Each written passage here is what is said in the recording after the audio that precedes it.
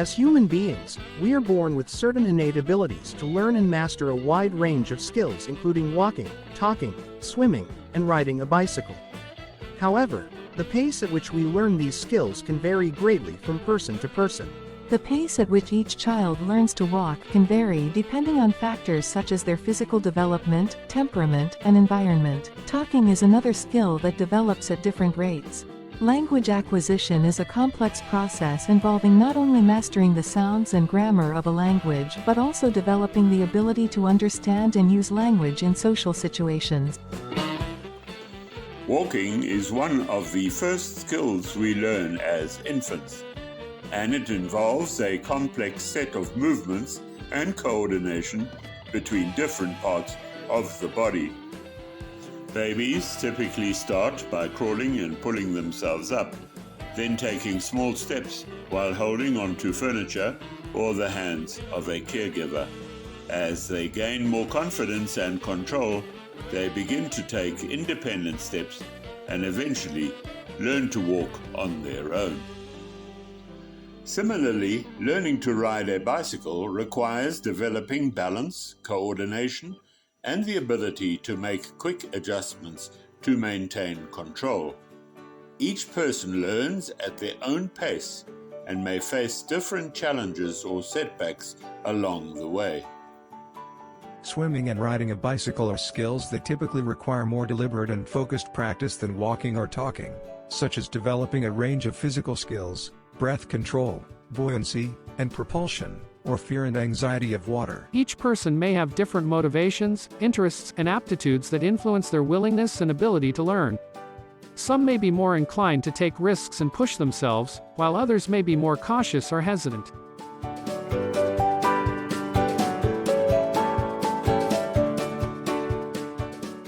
Learn anywhere, anytime, at your own pace. Learning is so easy. Overall, the mastery of these skills is a testament to the incredible adaptability and resilience of the human body and mind, and the unique journey that each person takes to reach their own personal goals. While there are general timelines for when these skills typically develop, every individual is unique, and the pace at which they acquire these skills can vary widely. Genetics, environment, and early experiences can all impact development. Why is it important to plan the layout of your Android screen? User experience. A well-designed layout can improve the overall user experience of your Android app. A clear and organized layout can make it easier for users to navigate your app, find what they're looking for, and complete tasks more efficiently. Consistency. Planning the layout of your Android screen helps you maintain consistency throughout your app. Consistent layouts help users understand how to navigate through your app and what to expect from each screen. Efficiency. A well-planned layout can also help you optimize the use of screen real estate, which is especially important on mobile devices. By organizing the content efficiently, you can make the most of the limited screen space available. Accessibility. Proper layout planning can also improve accessibility for users with disabilities. By using appropriate font sizes, colors, and layouts, you can make your app more accessible to users with vision or motor impairments. Overall, planning the layout of your Android screen is crucial for creating an app that is easy to use, consistent, efficient, and accessible to all users. How best to lay out your screen on your Android device?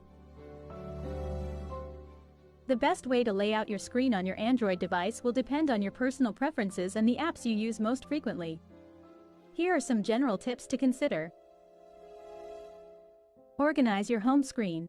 Put the apps you use most frequently on your home screen, and organize them in a way that makes sense to you.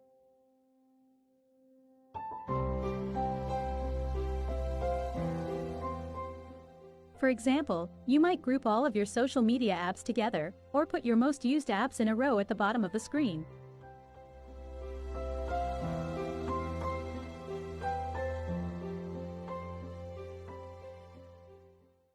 Identify the 5 apps you use most frequently on your device.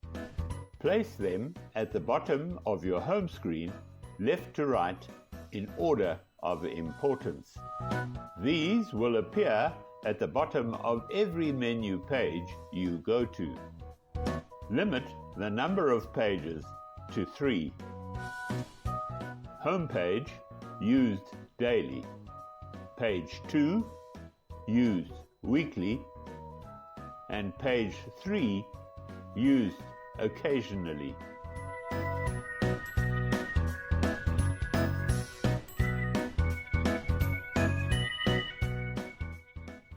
Android phones respond to a gentle touch and should never be attacked with aggression.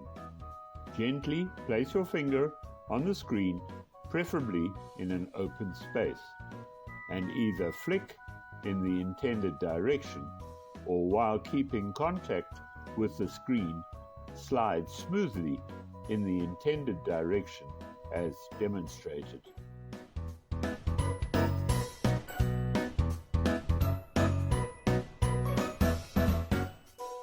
Here are some examples of folders I have created on my phone. Use folders. Folders can help you organize apps that are related to each other. For example, you might create a folder for all of your social apps.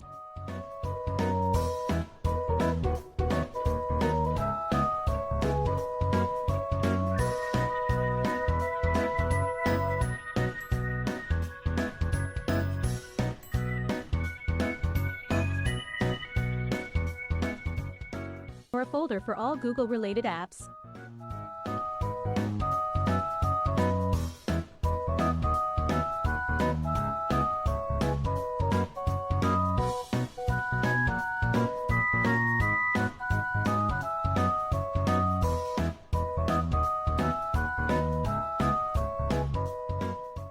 How did I create them, you ask? Google offers a folder which is already created on your phone with links to all Google-related apps. Place your finger anywhere in an open area of your screen, sliding your finger in an upward direction to expose apps and/or folder options. Find the Google folder and, placing your finger on this folder, hold down this button until the icon floats, and then slide it in an upward direction and into the home page. Alternatively, you can hold down until an option menu appears. Click on Move to Home, and then you can use your finger to hold and slide the icon to the desired page or position.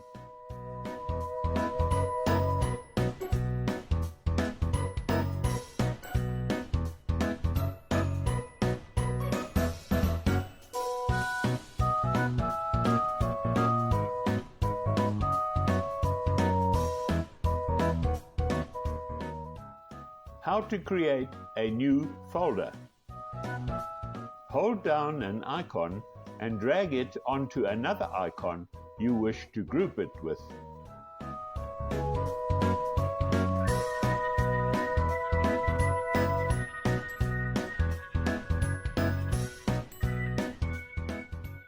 Generate a name for the group.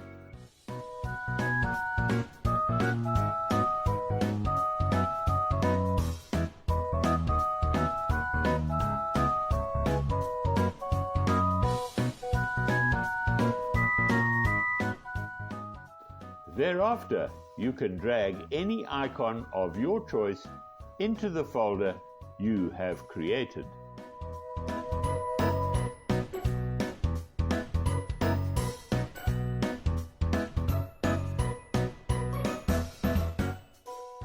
To move icons to a desired location on your Android device, you can follow these steps. 1. Press and hold the icon you wish to move. 2. After a moment, the icon should become fluid. 3. Without releasing your finger from the screen, drag the icon to the desired location on the page you wish to move it to. 4. Once you have moved the icon to the desired page and location, release your finger from the screen to drop the icon into place. 5. If you want to move multiple icons at once, simply repeat the process for each icon. Depending on the Android device you are using, the exact process for moving icons may vary slightly. However, the general steps outlined above should work on most Android devices.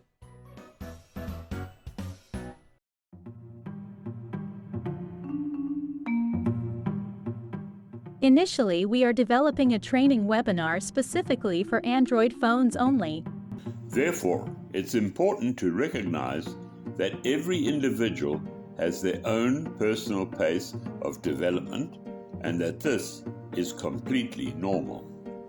Comparing ourselves to others or trying to force ourselves to meet certain expectations can be counterproductive and even harmful to our self-esteem and well-being.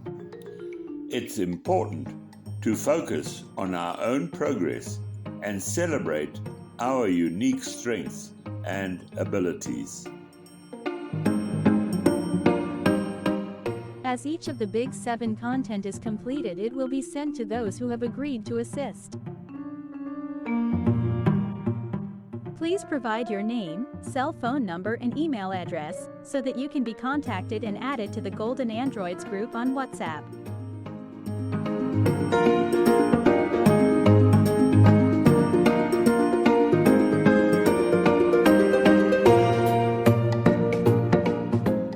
We are looking for identifying interested seniors willing to test our webinar content as it is rolled out.